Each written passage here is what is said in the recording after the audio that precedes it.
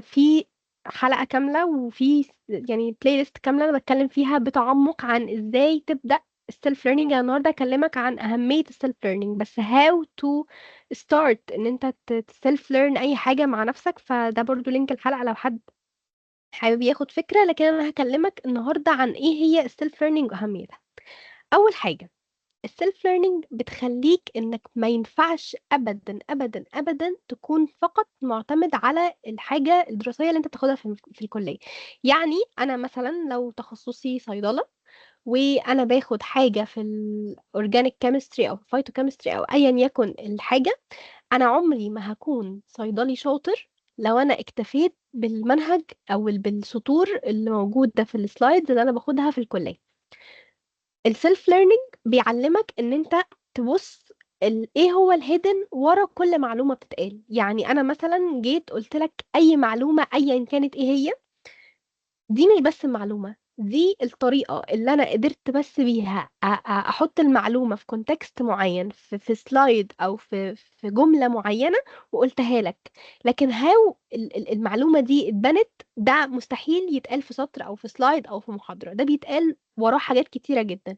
أنا هعرف منين الحاجة دي؟ محدش أبدا، مفيش كورس كامل، مفيش دراسة كاملة، مفيش كتاب كامل، كتاب واحد هيقولك الحاجة دي.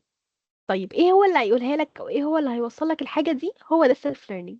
ان انت مع نفسك هتقدر تتعلم حاجة تخليك توصل من ليفل معين لليفل تاني. لو انت في الدراسة انت مستحيل مثلا تدخل 6 كورسات وتخلصهم كلهم وتتعلم ال6 لغات دي. لكن لو انت سيلف ليرنر انت عارف ازاي توصل للمعلومة، ممكن تعمل كذا حاجة في نفس الوقت فتتعلم حاجات كتيرة قوي. كمان السيلف ليرنينج هو بيخليك طول الوقت اب تو ديت. انا لو درست مثلا بيزنس واتعلمت التراديشنال بيزنس العادي واعتمدت على البيزنس ده اللي هكمل بيه بقية حياتي، انا مستحيل هكون شغال في الماركت دلوقتي كويس. ليه؟ لان التراديشنال بيزنس اللي اتدرس في الكليات مثلا في 2000 وفي 1900 والارقام دي دلوقتي مش هيمشي. الماركتنج اللي الناس كانت بتاخده زمان مش هينفع. ليه؟ لان دلوقتي في حاجه جديده طلعت في ديجيتال ماركتنج. هل الديجيتال ماركتنج ده اصلا حاجة صغيرة؟ لا، ده الديجيتال ماركتنج ده جواه حاجات كتير. في ناس بتتخصص ان هي تبقى ديجيتال ماركتير للانستجرام، في ناس بتشتغل ان هي تبقى ديجيتال ماركتير للفيسبوك، في ناس بتشتغل سبيشال جوه السبيشال، يعني تتخصص حاجة جوه التخصص اصلا اللي هي موجودة فيه. انا مش هقدر اكون الشخص ده، مش هقدر اكون طول الوقت اب تو ديت، مش هقدر طول الوقت اكون عارف السوق حواليا ماشي ازاي والشغل حواليا ماشي ازاي لو انا مش سيلف ليرنر، لو انا ما بعرفش اتعلم لوحدي. انا عمري ما هكون الشخص ده. انا هكون اتعلمت تراديشنال ماركتنج عادي، جه دلوقتي طلع سوشيال ميديا وطلع في ماركتنج جديد، تايب جديد خالص من الماركتنج. انا خلاص قعدت في البيت. انا اتعلمت حاجة معينة في الجامعة ايا كان التخصص بتاعي ايه. انا بس عشان مش عارفه تخصصات الكل فبدي اكزامبلز متفرقه. انا لو اتعلمت اي تخصص في العالم وجي الاي اي، ما انا مثلا شغال جرافيك ديزاينر، وجي الاي اي دلوقتي بقى يعرف يعمل اي ديزاين، انا خلاص قعدت في البيت. طب ليه قعدت في البيت؟ عشان خاطر انا موقف نفسي على الحاجه اللي أنا اتعلمتها از بيزك وقفت على كده. لكن لو انا سيلف ليرنر، انا هعرف كل ما حاجة تقف معايا هروح اتعلمها. فوانا بتعلمها حاجة هتفتح لحاجة هتفتح لحاجة لحد ما هكون بقيت بروفيشنال في حاجة معينة وانا اللي وصلت نفسي لده. مش كل ما احب اتعلم حاجة جديدة هروح ادفع فلوس واخد كورس. وبالمناسبة معظم الكورسز اللي بتتاخد مش بتكون اصلا كافية لأي حاجة، انت جاست بتاخد بدايات الحاجة، بتاخد هيدلاينز. طيب انا هكمل ده ازاي؟ انت محدش هيكمله لك، محدش هيعيش تجربتك غيرك. فانت ايه اللي هيخليك تعرف تكمل ده؟ هو انك تكون سيلف ليرنر، تتعلم تذاكر كل حاجة لوحدك، تتعلم توصل لكل معلومة لوحدك. والسيلف ليرنينج عموما دي الموست امبورتنت سكيل اللي هتخليك تأدبت مع اي حاجة اتغيرت في الجوب ماركت زي ما اتفقنا. طيب انا دلوقتي في الكليه، انا قلت لكم هنبدا احنا عامه مش هطول في الليكتشر دي، احنا بس هنحط الحاجات الصغيره اللي المفروض تكون عندك وانت من خلالها ومن خلال النوتس ومن خلال انك تعرف انت ايه الحاجات اللي واقعه منك او ايه الحاجات او ايه السكيلز اللي انت عارف ان انت مش عارف تأدبت فيها. ورقه وقلم، تكتب الحاجات دي، وبعد الليكتشر تبدا تدور على الحاجات اللي انت عايز تحسن نفسك فيها وتبني ماب ازاي انت هتحسن الحاجه دي. اوكي. فدلوقتي لو انا اعتبرت نفسي ان انا طالب في اولى جامعه ما عنديش اي سكيل، اول سكيل لازم اتعلمها هي السيلف ليرن. هي ان انا اتعلم لوحدي ايا كانت الحاجه، سواء سكيل سواء دراسه سواء اي حاجه. يعني لو انا عايزه اتعلم تخصص معين او اذاكر حاجه معينه، هتعلم ازاي بدور في ريسورسز معينه في اماكن بعينها اتعلمتها. دي كده بقيت سيلف ليرنر. لو انا عايزه اتعلم سكيل معين، انا عايزه اتعلم مونتاج، عايزه اتعلم جرافيك ديزاين، عايزه اتعلم ماركتنج، عايزه اتعلم اي حاجه، هشوف برضو هبني لنفسي ماب عشان خاطر اقدر اتعلم. الماب دي ممكن تبقى غلط وممكن تبقى صح. يعني انا مثلا معظم المشاكل اللي بتواجه السيلف ليرنر اللي انا عايزه شروق، صح؟ شروق اللي جاوبتني وقالت لي اللغات. اه مظبوط. انا قولي لي بقى ايه المشاكل اللي واجهتك وانتي سيلف ليرن. الماتيريالز ما كنتش عارفة انهي تبقى افضل ماتيريالز، فجربت هنا وجربت هنا وجربت هنا. بعدين امم. عرفت طبعا ده بعد معاناة. اوكي. وان مثلا هل انا بتعلمه ده صح ولا لا، يا ده اكاديميك ولا بيستخدموه في اللي هو مثلا اللوكال بيستخدموه، عشان ده كان لغات يعني، فبتكلم عن امم. حتة يعني دول كان تمام. اكتر حاجتين بصراحة. اوكي. ففعلا من ضمن الحاجات اللي انت هتواجهها as a self learner ان materials ممكن تكون مشكلتها ممكن تتفرع لمشكلتين. ممكن تكون too much material، يعني يعني انت هتعاني من تشتت. انت مثلا لقيت مليون واحد بيقولك ان ده التوب، ده احسن كتاب، ده احسن كورس انت هتاخده هتتعلم منه الالماني، من تاني يوم هتلاقي نفسك بتتكلم كأنك مولود في حواري برلين. هتلاقي كمية مصادر رهيبة، وكل واحد بيرشح مصدر هيقولك ان ده احلى مصدر انت ممكن تذاكر منه، وان ده افضل كورس انت هتتعلم منه الحاجة الفلانية. فانت هتلاقي في الماتيريالز حاجتين. هتلاقي مشكلة ان هما كتير جدا لدرجة ان انت هتتشتت من كتر المصادر مش عارف تعمل ايه. وطبعا as a perfectionism، عادة يعني عادة البرفكشنزم بتاعتنا ان احنا هنروح نجري على كله. انا والله هبدأ الكتاب ده وهذاكر ده وهقرا ده وهقرا ده وهقرا ده. فهتلاقي نفسك اخدت قطمة من كل تفاحة كده وحطيتهم على جنب وما عملتش اي حاجة، مش عارف تكمل. مش عارف. دي تالت مشكلة اللي هي الاستمرارية. مش عارف تعمل ايه. فانت هتلاقي الماتيريالز اصلا شتتتك وانت مش عارف تكمل. تاني مشكلة في الماتيريال، الحاجات اللي الماتيريالز بتاعتها اصلا closed. في ماتيريال ما بتبقاش موجودة في حاجات كتيرة. يعني لو حد مثلا بيشتغل على داتا معينة، او لو حد بيعمل ماركت ريسيرش لحاجة معينة وعايز احصائيات او كده، في داتا اصلا بتبقى طول الوقت closed، وقال ان هو ما خدش الحاجة دي هو مش عارف يوصل لها ازاي. فدي مشاكل الماتيريال انت ممكن تلاقي منها حاجات كمان. في مشكلة تالتة بقى، بس دي هتدخلنا على السكيل اللي بعد كده، وهي ان انت اصلا مش عارف الماتيريال دي هي confirmed ولا لا. هي الماتيريال دي علميا صح، ولا ده حد جايب شوية كلام وحطه في PDF وسكت على كده. دي اول مشكلة ممكن تواجهك as a self learner. هتحلها ازاي؟ ان انت هتلاقي في مشكلة تانية وهي المنتورشيب. انت مش عارف انت ماشي صح ولا لا. انت ممكن انت ماشي، انا الحمد لله كل يوم بصحى اذاكر وزي الفل، بس هل انا ماشي صح؟ هل انا في فعلا بروجريس، ولا كل اللي انا بعمله ده مرمي على الارض وخلاص؟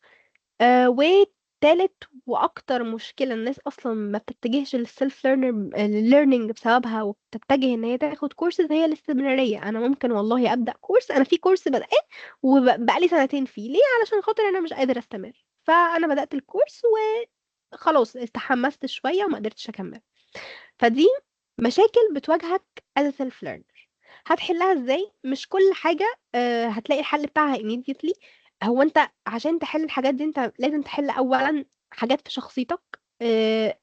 بوينت الاستمرارية دي انت لازم تغير المايند سيت بتاعتك. لازم لما تحط لنفسك حاجة انت تلتزم فيها. دي حاجات كلها انت هتخليها في شخصيتك. وعشان تقدر تستمر انت هتحتاج ان يكون عندك جول واضح من الاول. اصل انا بتعلم اللغه دي ليه؟ ما هو اما مثلا انا عندي سفر مهم فانا بتعلم اللغه دي عشان لازم اقدر اتكلم مع الناس، فانا مضطر ان انا اتعلمها.